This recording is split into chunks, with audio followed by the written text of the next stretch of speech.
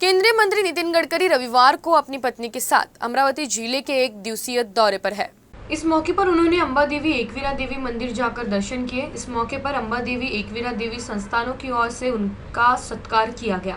पत्रकारों से बात करते हुए गडकरी ने कहा कि चुनाव के बाद मैंने अमरावती में अंबा देवी के दर्शन करने का फैसला किया था, इसलिए आज मैं अंबा देवी के दर्शन करने अमरावती आया हूँ।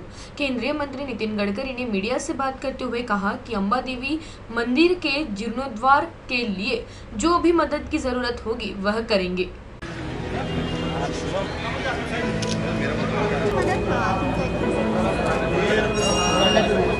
अक्षय हालाडाना है तेरा